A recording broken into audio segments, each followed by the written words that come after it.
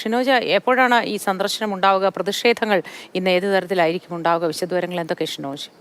മോദി 10 മണിയോടുകൂടി KPCC president ഉൾപ്പെടുന്ന സംഘം കോട്ടയം മെഡിക്കൽ കോളേജിലേക്ക് എത്തുമെന്നാണ് നമുക്ക് ഇപ്പോൾ ലഭ്യമാകുന്ന വിവരമെന്ന് പറയുന്നത്. ആ സമയത്ത് തന്നെ കോട്ടയം DCCയുടെ ഒരു പ്രതിഷേധ മാർച്ച് കോട്ടയം മെഡിക്കൽ കോളേജിലേക്കുണ്ട്. അതിനുശേഷം യൂത്ത് കോൺഗ്രസ് സംസ്ഥാന കമ്മിറ്റിയുടെ മാർച്ചുണ്ട്, തുടർന്ന് BJPയുടെ മാർച്ചുണ്ട്. അങ്ങനെ ഇന്നലെ തന്നെ സമാനമായ രീതിയിലുള്ള പ്രതിഷേധങ്ങൾ ഇന്നും കോട്ടയം മെഡിക്കൽ കോളേജിൽ ഉണ്ടാകും. എന്തായാലും ഈ സംഭവം ഉണ്ടായതിന് പിന്നാലെ തന്നെ സർക്കാർ അത്തരത്തിലൊരു അടിയന്തരമായിട്ടൊരു അന്വേഷണം പ്രഖ്യാപിച്ചിട്ടുണ്ടായിരുന്നു. ജില്ലാ കളക്ടർ ഇതുമായി ബന്ധപ്പെട്ട് അന്വേഷണം നടത്തി റിപ്പോർട്ട് സമർപ്പിക്കാനാണ് ഇന്നലെ തന്നെ മന്ത്രി ഉൾപ്പെടെയുള്ളവർ ജില്ലാ കളക്ടർ നൽകിയ നിർദ്ദേശം എന്ന് പറയുന്നത്. സാധാരണ ഇത്തരത്തിലൊരു എന്തെങ്കിലും തരത്തിലുള്ള അപകടം ഉണ്ടാകുമ്പോൾ ഉണ്ടാകുന്ന ഒരു അടിയന്തരമായിട്ടുള്ള റിപ്പോർട്ട് മാത്രമായി നമുക്ക് അതിനെ കാണാം. എന്തെങ്കിലും തരത്തിലുള്ള നടപടിയോ മറ്റു എന്തായാലും ഇത് കുഴപ്പമെന്ന് സംബന്ധിച്ച് ഒന്നും തന്നെ റിപ്പോർട്ടിൽ പരാമർശിക്കാനുള്ള സാധ്യതയില്ല. എന്തായാലും ആർക്കെതിരെയും തന്നെ നടപടി ഉണ്ടാകുമോ എന്നൊക്കെ തന്നെ കാത്തിരുന്ന് കാണേണ്ടതാണ്. എന്തായാലും ഇന്നലെ ഇത്തരത്തിൽ ഈ അപകടം നടന്ന അതിനുശേഷം നടത്തിയ മന്ത്രിമാരുടെ ഒക്കെ തന്നെ പ്രസ്താവന ഇവിടെ പ്രത്യേകിച്ച് ആദ്യഘട്ടത്തിൽ ഈ അപകടം നടക്കുന്ന സമയത്ത് ഈ അപകട സ്ഥലത്ത് മന്ത്രിമാരായ VN വാസവനും മന്ത്രി വീണ ജോർജും എത്തുന്നു. അതിനുശേഷം 12:30 കൂടി ഒരു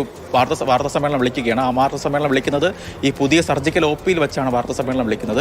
ആ വാർത്താ സമ്മേളനം അങ്ങനെ വിളിക്കുന്നതിന് പ്രധാനപ്പെട്ട കാരണം എന്ന് പറയുന്നത് ഇവിടെ ഇത്തരത്തിലൊരു സംവിധാനമുണ്ട്.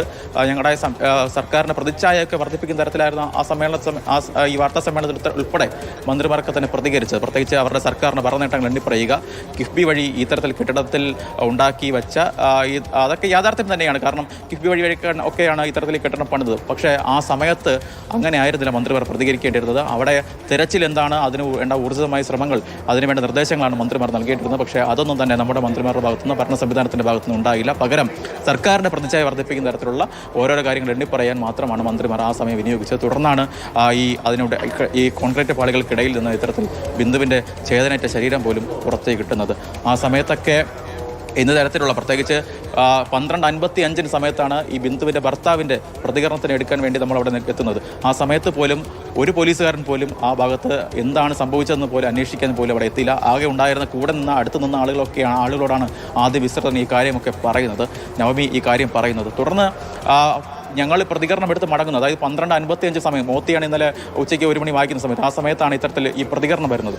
ആ വായിക്കുന്ന സമയത്താണ് പ്രതികരണം വരുന്നു. ആ സമയത്താണ് പോലീസുകാർ പോലും അവിടേക്ക് എത്തുന്നതും എന്താണ് സംഭവിച്ചതെന്ന് ഉൾപ്പെടെയുള്ള കാര്യങ്ങൾ തിരക്കുന്നതും. അതായത് ആ സമയത്ത് അപകടം നടന്ന് 2.5 മണിക്കൂർ കഴിഞ്ഞു എന്നതാണ് യാഥാർത്ഥ്യം എന്ന് പറയുന്നത്. ഒരുപക്ഷെ നേരത്തെ എന്താണ് ഇത്തരത്തിലൊരു തൻ്റെ അമ്മയെ കാണാനില്ല എന്ന കുട്ടി പറയുന്ന സമയത്ത് തന്നെ തെരച്ചിൽ വേഗത കൂട്ടിയിരുന്നെങ്കിൽ ഞാൻ അല്പം മുൻപ് സൂചിപ്പിച്ചത്, അതായത് ഒരു പൊതുപ്രവർത്തകരുടെ, പ്രത്യേകിച്ച് ഒരു ആരോഗ്യ വകുപ്പ് മന്ത്രിയുടെയൊക്കെ വാക്കിന് എത്രത്തോളം വിലയുണ്ട് എന്നത് സ്വയമെങ്കിലും ഒരു തിരിച്ചറിവ് ഉണ്ടാകേണ്ടിയിരുന്നു.